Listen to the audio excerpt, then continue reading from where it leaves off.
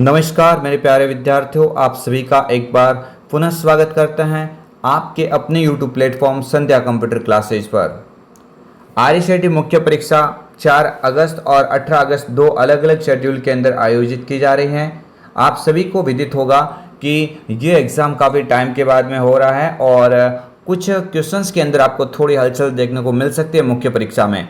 तो इसी फ्रेंड्स उम्मीद और इसी एक मोटिवेशंस के साथ में हम आज तीसरा वीडियो आपके समक्ष डाल रहे हैं। आप सभी के यहाँ पे जो परसेंटेज बनेंगे वो काफ़ी बेहतरीन बनेंगे। आप इस चैनल के साथ में अंतिम समय तक जुड़े रहना, निश्चित ही आपको बहुत ही अच्छी यहाँ से हेल्प मिलने वाली है। तो फ्रेंड्स पहले क्वेश्चन से हम स्टार्ट करते हैं अपने इस सेशन को। ईमेल में डिलीट की गई फाइलों को अस्थायी रूप से कौन स्टोर करके रखता है? जो भी फाइल आप डिलीट करते हो, डिलीट की गई जो फाइलें होती है वो अस्थायी रूप से कौन स्टोर करके रखता है? तो आपको याद रखना उस फोल्डर्स का नाम पूछा गया है। तो आप सभी को याद रखना है कि जो ट्रैश फोल्डर है ये एक ऐसा फोल्डर होता है जो ईमेल के अंदर जो भी मेल आप डिलीट करते हैं वो डिलीट की गई मेल इस ट्रैश फोल्डर के अंदर रहती हैं। ड्राफ्ट के बारे में थोड़ी बहुत आपको जानकारी दे देता हूँ। ड्राफ्ट एक ऐसा फोल्डर होता है जो आप आधी अधूरी आपकी जो ईमेल रह जाती हैं वो इसमें ऑटो सेव्ड हो जाती है। आप जब भी चाहो इस ईमेल को पूरा करके आपकी मेल को आगे भेज सकते हैं। इनबॉक्स आपको पहले से विदित है, ज़्यादा टाइम वेस्ट नहीं करेंगे। स्पैम के बारे में बोल देते हैं कि स्पैम के अंदर क्या होता है। इसमें अनसाय मैसेज होते हैं भाई, अनसाय या जंक मेल, अनसाय या जंक मेल होते हैं ना, वो आपको याद रखना है कि इसमें स्पैम के अंदर रहते हैं। तो इस क्वेश्चंस का जो करेक्ट आंसर हो जाएगा वो हो जाएगा कौन सा? ट्रेस। चलिए क्वेश्चन नंबर 2 की ओर देखते हैं। कौन सी मेमोरी है, कौन सी मेमोरी के डेटा को बिजली के सिग्नल से मिटाया जा सकता है? अच्छा क्वेश्चन है, इजी क्वेश्चन है। आप सभी को याद रखना है जब बिजली के सिग्नल की बात हो जाती है ना तो डबल ई आ जाएगा, यानी electrical erasable programmable read only memory. यानी बात किस मेमोरी के बारे में हो रही है? EEPROM, यानी ऑप्शन नंबर डी यहाँ से इस क्वेश्चन का राइट आंसर हो जाएगा। ये जो डी रैम होती है ना, ये एक रैम का प्रकार होती है। ये एक ऐसी मेमोरी होती है जो हर समय रिफ्रेश होती रहती है और केवल प्रोग्राम को पढ़ने का कार्य कौन सी मेमोरी करती है? PROM करती है। अगर यूवी किरणों के द्वारा डेटा को मिटाने की बात होती तो यूवी किरणें होती है, यूवी वेव होती है, यूवी किरणों के द्वारा डेटा को मिटाने का कार्य EPROM करती है। यहाँ पे पूछा गया बिजली के सिग्नल के द्वारा मिटाने की बात हो रही है, तो यहाँ से करेक्ट आंसर आपका ऑप्शन नंबर डी EEPROM हो जाएगा। चलिए क्वेश्चन नंबर 3 की ओर हम बढ़ते हैं। आप स्क्रीन के सामने देख रहे हैं काफ़ी महत्वपूर्ण क्वेश्चंस इस प्लेटफॉर्म के द्वारा आज ये आपके समक्ष तीसरा वीडियो अपलोड किया जा रहा है। आप सभी से रिक्वेस्ट रहेगी कि इस चैनल को आप अवश्य सब्सक्राइब करना, ताकि प्रत्येक वीडियो है, आंसर कीज है, इंपॉर्टेंट क्वेश्चंस, उन सभी की नोटिफिकेशन आप तक अवश्य पहुँचे। विंडोज 10 में किसी भी ऑब्जेक्ट का स्क्रीनशॉट लेने के लिए निम्न में से किसका उपयोग किया जाता है? अच्छा क्वेश्चन है, एग्जाम में कई बार ये पूछा जा चुका है। तो आपको याद रखना है कि विंडोज 10 में स्क्रीनशॉट लेने की बात हो जाए तो आप कौन सा करके आएंगे? Snapping tools. ऑप्शन नंबर जो सी लिखा हुआ है ये इस क्वेश्चन का राइट आंसर हो जाएगा। नेक्स्ट आगे वाले क्वेश्चंस की ओर देखते हैं। पोर्ट्रेट व लैंडस्केप क्या है? अच्छा क्वेश्चन है, इजी क्वेश्चन है, लेकिन एग्जाम पॉइंट ऑफ व्यू से काफी महत्वपूर्ण है। पोर्ट्रेट और लैंडस्केप ये दो तरह के ओरिएंटेशन होते हैं भाई। क्या होते हैं? ये दो तरह के ओरिएंटेशन होते हैं, और ओरिएंटेशन के अंदर क्या होता है आपको ध्यान रखना है, पेज की स्थिति को देखा जाता है। एक तो पेज होता है ऐसा, है ना, ये पोर्ट्रेट कहलाएगा। एक पेज ऐसा होता है, ये लैंडस्केप कहलाएगा। तो आपको याद रखना दोनों किसके प्रकार हो जाएंगे भाई? पेज ओरिएंटेशन के प्रकार हो जाएगा। आई होप आप इस क्वेश्चंस को पहले से जानते होंगे। आगे वाले क्वेश्चंस की ओर बढ़ते हैं। क्वेश्चन नंबर 5 आप सभी की स्क्रीन के सामने है। सूचना सुरक्षा प्रबंधन प्रणाली के लिए निम्नलिखित में से कौन सा ISO मानक है? सूचना सुरक्षा प्रबंधन प्रणाली के लिए आप सभी को याद रखना है ISO 27001 हो जाएगा भाई। ISO कौन सा हो जाएगा? 27001। जो ये जो कोड होता है जिसका पूरा नाम क्या होता है भाई? International Organization for Standardization. ठीक है, तो यहाँ से ऑप्शन कौन सा करेक्ट हो जाएगा? ऑप्शन नंबर डी इस क्वेश्चन का करेक्ट आंसर हो जाएगा। आगे वाला क्वेश्चन आपके स्क्रीन के सामने है। विंडोज 10 में brightness, speaker volume, battery status और वायरलेस नेटवर्क स्क्रीन रेजुलेशन आदि के लिए किस ऑप्शंस का यूज़ किया जाता है। भाई अगर आप इन इत्यादि जो ऑप्शंस को सेट करना चाहते हैं तो आप इनमें से कौन सा विकल्प चयन करेंगे। तो आप सभी को याद रखना है इस क्वेश्चंस का करेक्ट आंसर हो जाएगा Windows Mobility Center. Option number C के ऊपर जो लिखा हुआ है ये इस क्वेश्चंस का करेक्ट आंसर हो जाएगा। चलिए आगे वाले क्वेश्चंस की ओर देखते हैं। क्वेश्चन नंबर 7, विंडोज 10 में वेब ब्राउज़र के रूप में किसका उपयोग किया जाता है। भाई विंडोज 10 होता है, इसके अंदर डिफ़ॉल्ट रूप से यूज़ होने वाला वेब ब्राउज़र आपको ध्यान रखना है कौन सा हो जाएगा, माइक्रोसॉफ्ट एज। यहाँ से ऑप्शन नंबर बी करेक्ट आ जाए हो जाएगा। यहाँ पे क्वेश्चन माइक्रोसॉफ्ट एज ये डिफ़ॉल्ट रूप से यूज़ होने वाला एक वेब ब्राउज़र है जो विंडोज 10 में शामिल है। नेक्स्ट आगे वाले क्वेश्चंस की ओर देखते हैं। एमएस वर्ड में बनाई गई फाइलों का डिफ़ॉल्ट नाम क्या है। भाई एमएस वर्ड के अंदर जो फाइल आप बना रहे हैं उस फाइल का डिफ़ॉल्ट नाम पूछा जाए तो आपको याद रखना डॉक्यूमेंट फर्स्ट होता है, काफ़ी महत्वपूर्ण है। ये जो डॉक्यूमेंट फर्स्ट होता है ना ये एमएस वर्ड का होता है। और अगर आपको पूछे ना एक्सेल का तो एक्सेल का क्या होता है, बुक फर्स्ट होता है। क्या होता है एक्सेल का, बुक फर्स्ट होता है, ये एक्सेल का डिफ़ॉल्ट नेम होता है। पावर पॉइंट की जब भी बात होती है तो पावर पॉइंट का अवश्य याद रखना, पावर पॉइंट का होता है power PNT, sorry power point का होता है भाई प्रेजेंटेशन फर्स्ट होता है। क्या होता है, प्रेजेंटेशन फर्स्ट हो जाता है। आगे वाला क्वेश्चन आपके स्क्रीन के सामने है। पैराग्राफ को दाएं या बाएं मार्जिन से दूर ले जाने को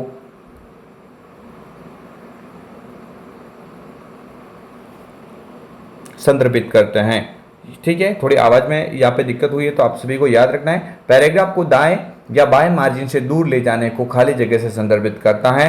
तो भाई इसका जो करेक्ट आंसर हो जाएगा दाएं या बाएं मार्जिन से दूर ले जाने का कार्य कौन करेगा, इंडेंटिंग करेगा।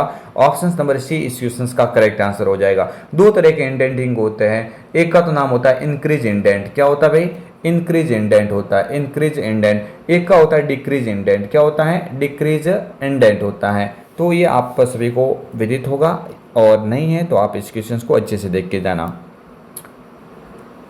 चलिए भाई आगे वाला क्वेश्चन है, निम्न में से एंटीवायरस का उदाहरण नहीं है। एंटीवायरस एक ऐसा सॉफ्टवेयर होता है जो आपके कंप्यूटर के अंदर जो वायरसेस होते हैं, जो हार्मफुल फाइल्स होती है उनको स्कैन करके हटाने का कार्य करता है। एक कंप्यूटर को सिक्योरिटी प्रदान करने के लिए एंटीवायरस काफी ही महत्वपूर्ण भूमिका निभाता है। तो आप सभी को याद रखना है कि निम्नलिखित में से एंटीवायरस का उदाहरण कौन सा है, या सॉरी कौन सा नहीं है। देखिए नॉर्टन होता है, कैस्परस्केप भी होता है, क्विक हिल भी होता है। ये जो नेटस्केप नेविगेटर लिखा हुआ है ना ये तो किसका उदाहरण है, वेब ब्राउजर का उदाहरण है। किसका उदाहरण है, वेब ब्राउजर का उदाहरण है। इसका मतलब करेक्ट आंसर हो जाएगा ऑप्शन नंबर बी। चलिए आगे वाले क्वेश्चंस की ओर देखते हैं। क्वेश्चन नंबर 11 आप सभी की स्क्रीन के सामने।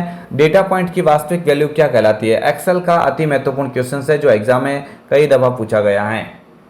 आप सभी लोगों को याद रखना है कि डेटा पॉइंट की जो वास्तविक वैल्यू होती है ना उसे डेटा लेबल्स के नाम से जाना जाता है। क्वेश्चंस बार बार पूछा गया है, आप इस क्वेश्चंस को अवश्य याद रखना कि डेटा पॉइंट की जो वास्तविक वैल्यू होती है उसे डेटा लेबल्स बोलना है। आगे वाले क्वेश्चंस की ओर देखते हैं। वह कौन सा डिवाइस है जो एनालॉग सिग्नल को डिजिटल में परिवर्तित करता है। भाई जो एनालॉग सिग्नल होता है उसे डिजिटल सिग्नल में बदलने का कार्य कौन करेगा, मॉडेम करेगा। आप सभी को याद रखना है कि मॉडेम होता है ना, इससे मॉडेम का जो पूरा नाम होता है ना वो क्या होता है, मॉड्यूलेटर डी मॉड्यूलेटर होता है। क्या होता है भाई, मॉड्यूलेटर डी मॉड्यूलेटर होता है। किसका पूरा नाम आपको याद रखना, मॉडेम का। डीएसएल एक केबल का प्रकार है, डिजिटल सब्सक्राइबर लाइन इसका पूरा नाम होता है। जो कच्चा जो इंटरनेट होता है वो आईएसपी और मॉडेम के बीच में कनेक्टिविटी के अंदर केबल बहुत ही ज़्यादा यूज़ में ली जाती है। आईएसपी का पूरा नाम इंटरनेट सर्विस प्रोवाइडर होता है। बाकी वाईफाई आपको पहले से पता होगा, वायरलेस फिडिलिटी। वाईफाई का पूरा नाम क्या होता है भाई, वायरलेस फिडिलिटी होता है, वायरलेस फिडिलिटी होता है। चलिए आगे वाले क्वेश्चंस को देखते हैं। पेपर पर बनी लाइनों के बीच खाली स्पेस व विशेष चिन्हों को पढ़ने के लिए किसका प्रयोग किया जाता है। भाई जो पेपर के अंदर जो पेपर पर बनी लाइन होती है, ठीक है, इस तरह की लाइन, ठीक है, इस तरह की जो लाइन होती है, इन लाइनों के मध्य जो खाली जगह भी होता है जिसमें विशेष चिन्ह होते हैं, इसको पढ़ने के लिए हम ये भी क्या हो गया, बार कोड हो गया। क्या हो गया है, बार कोड हो गया। तो इसको पढ़ने के लिए बार कोड रीडर यानी बीसीआर का उपयोग किया जाएगा। किसका उपयोग करेंगे, बीसीआर का उपयोग करेंगे। ठीक है, आगे वाले क्वेश्चंस की ओर देखते हैं। इंटरनेट एक्सेस करने के लिए निम्नलिखित में से अच्छा क्वेश्चन है, इंटरनेट एक्सेस करने के लिए निम्नलिखित में से कौन आवश्यक है? भाई इंटरनेट की जो ना हम अगर हमें आवश्यकता है तो इंटरनेट के लिए हमारे पास इंटरनेट की सेवा होनी चाहिए, मॉडेम भी होना चाहिए, वेब ब्राउजर भी होना चाहिए, उसी में तो चलाएंगे नेट। तो यहाँ से उपरोक्त सभी, इस क्वेश्चन का जो करेक्ट आंसर हो जाएगा वो हो जाएगा ऑप्शन नंबर डी। चलिए नेक्स्ट क्वेश्चन की ओर बढ़ते हैं। अच्छा क्वेश्चन है, बेहतरीन क्वेश्चन है, एग्जाम में क्वेश्चन ये कई बार पूछा गया है। ये एक प्रोटोकॉल है भाई, प्रोटोकॉल कौन कौन से होता है? टीसीपी, टीसीपी भी क्या होता है? एक प्रोटोकॉल है भाई, ये भी प्रोटोकॉल है। एचटीटीपी ये भी प्रोटोकॉल है। एफटीपी यानी फाइल ट्रांसफर प्रोटोकॉल, ये सब प्रोटोकॉल है। इसका मतलब करेक्ट आंसर हो जाएगा यहाँ पे उपरोक्त सभी हो जाएगा। क्या हो जाएगा? उपरोक्त सभी यहाँ से इस क्वेश्चन का करेक्ट आंसर होगा। चलिए आगे वाले क्वेश्चंस की ओर देखते हैं। निम्न में से कौन सा ईमेल से संबंधित फोल्डर नहीं है? तो आप सभी को याद रखना भाई, ईमेल से संबंधित फोल्डर कौन कौन से है? तो आपको याद रखना, सेंट मेल भी होता है जिसमें आप भेज रहे मेल वो रहती हैं। ड्राफ्ट आधी अधूरी मेल का संग्रह करके रखता है। स्पैम, अनसाई या महत्वपूर्ण मैसेज होते हैं। इसका मतलब कौन सा नहीं हुआ? तो कंपोज होता है ना, ये फोल्डर का प्रकार नहीं है। जो कंपोज लिखा हुआ है ना, ये फोल्डर का प्रकार नहीं है। ऑप्शन जो डी है ना, इस क्वेश्चन का राइट आंसर होगा। चलिए कौन साइबर खतरे का एक प्रकार है? साइबर खतरे का प्रकार कौन सा हो जाएगा? तो आप सभी को याद रखना है, साइबर खतरा यानी नुकसान देने वाले जो सॉफ्टवेयर होते हैं उन्हें साइबर खतरे के रूप में जाना जाता है। इसका मेलवेयर भी होता है, फिशिंग भी होता है और पासवर्ड हमले भी होता है। इसका मतलब यहाँ से इस क्वेश्चन का जो राइट आंसर हो जाएगा वो हो जाएगा ऑप्शन नंबर डी, उपरोक्त सभी। क्या हो जाएगा? उपरोक्त सभी, डी वाला विकल्प यहाँ से राइट आंसर माना जाएगा। चलिए नेक्स्ट क्वेश्चन की ओर बढ़ते हैं। इंटरनेट पर फाइलों का आदान प्रदान करने के लिए किसका प्रयोग किया जाता है? इंटरनेट के ऊपर जो भी आप फाइलें आदान प्रदान करते हैं उसके लिए आपको याद रखना है कि इंटरनेट के ऊपर फाइल का आदान प्रदान बोला है, इसका मतलब एफटीपी हो जाएगा। इस एफटीपी का जो पूरा नाम होता है वो क्या होता है? File transfer protocol. क्या होता है? File transfer protocol. File transfer protocol FTP का पूरा नाम होता है, जो इंटरनेट के ऊपर फाइलों का ट्रांसमिशन करती है, ट्रांसफर करती है। चलिए आगे वाले क्वेश्चंस की ओर देखते हैं। क्वेश्चन नंबर आपकी स्क्रीन के सामने है। अच्छा क्वेश्चन से एग्जाम में पूछा जा सकता है। किसमें से एक सीडी या डीवीडी की एक सामान्य प्रचलित क्षमता नहीं है? नहीं है पूछा गया, थोड़ा ध्यान रखना। तो आपको याद रखना है सीडी डीवीडी, इसका पूरा नाम आपको याद है, कॉम्पैक्ट डिस्क होता है, इसका डिजिटल वर्सेटाइल डिस्क होता है। तो मैं आपको बता देता हूँ कि भाई देखो 630 MB की सीडी और डीवीडी आती है, 4.7 GB की भी आती है, 9.4 GB की भी आती है, लेकिन 13 GB नहीं आती है। सीधा 16 GB की ओर बढ़ते हैं, यानी इस क्वेश्चन का करेक्ट आंसर हो जाएगा ऑप्शन नंबर डी।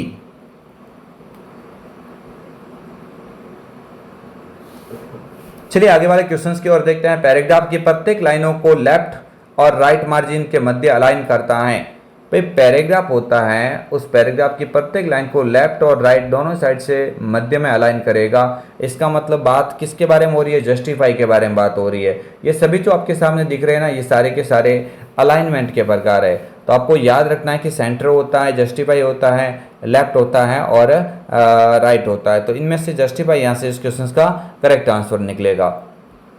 चलिए आगे वाले क्वेश्चंस की ओर देखते हैं। अच्छा क्वेश्चन है, विंडोज 10 में फाइलों और फोल्डर्स को लॉक करने में आपकी कौन सी एप्लीकेशन मदद करती है? तो ये तो कल भी मैंने बोला था, फाइल फोल्डर को लॉक करने के लिए फोल्डर लॉक का इस्तेमाल करेंगे। किसका? Folder lock. Option number A इस क्वेश्चन का करेक्ट आंसर हो जाएगा। चलिए आगे वाले क्वेश्चंस की ओर देखते हैं। निम्न में से कौन सी सुविधा आपके कंप्यूटर की स्थिति, सिस्टम फाइल, इंस्टॉल्ड एप्लीकेशंस इत्यादि जो विंडोज की रजिस्ट्री होती है या सिस्टम सेटिंग्स को पिछली बार के समय में वापस करने के लिए प्रयोग की जाती है? यानी टोटली बात हो रही है बैकअप सिस्टम के ऊपर। जो आप बैकअप लेना चाहते हैं तो उसके लिए आप सिस्टम रीस्टोर पॉइंट का उपयोग करेंगे। किसका उपयोग करेंगे? Option number A system restore point यहाँ से करेक्ट होगा।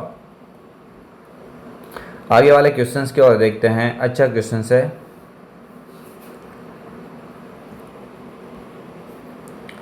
किस सॉफ्टवेयर का उपयोग पीडीएफ फाइलों को देखने के लिए किया जाता है? पीडीएफ का पूरा नाम क्या होता है? Portable document format.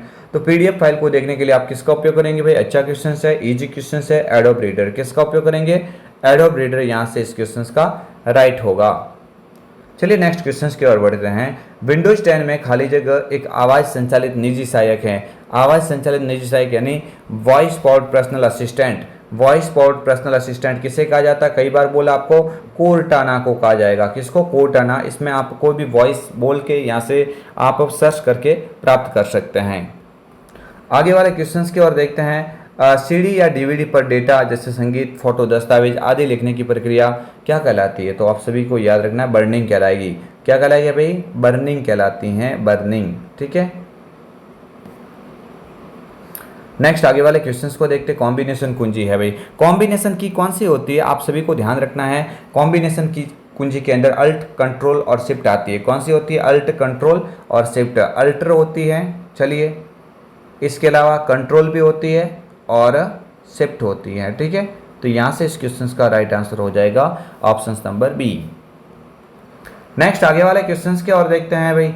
Microsoft office picture manager हैं। माइक्रोसॉफ्ट ऑफिस पिक्चर मैनेजर हैं, तो आपको याद रखना है इस पिक्चर मैनेजर के अंदर तस्वीरों की एडिटिंग की जाती है, इसलिए इसको मूल तस्वीर प्रबंधन सॉफ्टवेयर बोलेंगे, जो ऑप्शन से ए के ऊपर लिखा हुआ है इस क्वेश्चन का राइट आंसर होगा। मैं सभी से रिक्वेस्ट करता हूँ कि आप अगर पहली बार विजिट कर रहे हैं तो इस चैनल को अवश्य सब्सक्राइब करना। निश्चित ही दावा करता हूँ कि इस चैनल के माध्यम से जो भी आपको क्वेश्चंस देखने को मिल रहे हैं काफ़ी ही बेहतरीन और आपके एग्जाम पॉइंट ऑफ व्यू से इम्पोर्टेंट होने वाले हैं। डॉक्यूमेंट को स्वतः सही करने के लिए हम खाली जगह का उपयोग करते हैं। ऐसा कौन सा फीचर्स होता है जो डॉक्यूमेंट के अंदर जो भी लिखते हैं ऑटोमेटिक ठीक हो जाता है, सही हो जाता है, स्पेलिंग इग्नोर कर देता है कोई एक आध वर्ड? तो आपको याद रखना है कि उसका राइट आंसर हो जाएगा auto correct features. Auto correct features option number A इस क्वेश्चन का राइट आंसर होगा।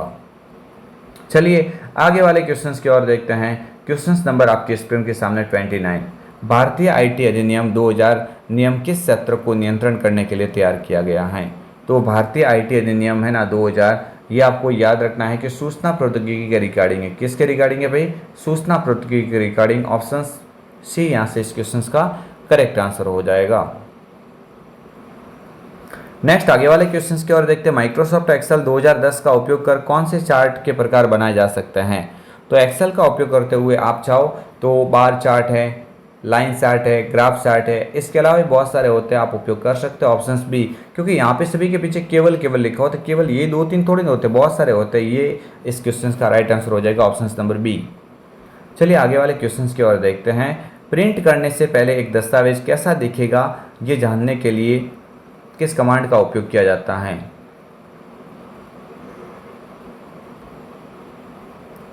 प्रिंट निकालने से पहले हम उसका पहले से प्रीव्यू करना चाहते हैं, तो उसको हम क्या बोलेंगे? Print preview. क्या बोलेंगे? प्रिंट प्रीव्यू, यानी हिंदी में बोलेंगे प्रिंट पूर्वावलोकन, इंग्लिश में हो जाएगा प्रिंट प्रीव्यू। इंग्लिश में क्या हो जाएगा? प्रिंट प्रीव्यू हो जाएगा, यानी ऑप्शन नंबर सी। नेक्स्ट आगे वाले क्वेश्चंस की ओर देखते हैं। ईपीडीएस का पूरा नाम बताइए भाई। ईपीडीएस का जो पूरा नाम होता है ना, वो होता है electronic public distribution system. Electronic public distribution system option A यहाँ से इस क्वेश्चन का राइट आंसर होगा। आगे वाले क्वेश्चंस की ओर देखते हैं। अच्छा क्वेश्चन है, आईआरसीटीसी एसएमएस सर्विस किस नंबर पर उपलब्ध है? तो आप पहले से जानते होंगे, हमने पहले भी इस क्वेश्चन को देखा था। कितना होता है? 139 है। क्या है? 139। अगर 181 पूछे तो ये किसके हैं? राज संपर्क के। 181 किसके हैं? तो आप बोल देना राज संपर्क के हेल्पलाइन नंबर हैं। नेक्स्ट आगे वाले क्वेश्चंस की ओर देखते हैं। निम्न में से किस अवसर पर राष्ट्रीय मतदाता सेवा पोर्टल की शुरुआत की गई? तो आपको याद रखना है कि राष्ट्रीय मतदाता सेवा पोर्टल की शुरुआत कब की गई? तो आपको याद रखना है राष्ट्रीय मतदाता दिवस के ऊपर। ऑप्शन बी यहाँ से इस क्वेश्चन का राइट होगा। अंतिम क्वेश्चन इस सेशन का आप सभी से रिक्वेस्ट करता हूँ कि प्लीज़ इस वीडियो को अवश्य लाइक कीजिए, आपके दोस्तों के साथ में अवश्य शेयर करना जिनके एग्ज़ाम्स है। तो जितना आप इस वीडियोस को अच्छे से जो प्यार देंगे, उतना ही हम और भी अच्छी मेहनत के साथ में आपके लिए अच्छे कंटेंट के साथ में महत्वपूर्ण मॉडल पेपर आपके समक्ष पेश करेंगे। तो यहाँ से क्वेश्चंस लास्ट देख लेते हैं। राजस्थान जन आधार योजना के संदर्भ में डीबीटी का पूरा नाम बताइए। इस डीबीटी का पूरा नाम होता है direct benefit transfer. Direct benefit transfer option number C के ऊपर लिखा हुआ है, ये इस क्वेश्चन का करेक्ट आंसर है। चलिए, तो ये आपके समक्ष थे महत्वपूर्ण 35 क्वेश्चंस। आई होप आप सभी को ये वीडियो समझ में आया होगा। अगर आपने वीडियो को अच्छे से समझा है, लाइक, सब्सक्राइब एंड शेयर अवश्य कीजिएगा। तो मिलेंगे आपको एक और अन्य वीडियो के साथ में, तब तक के लिए जय हिंद, वंदे मातरम, जय भारत।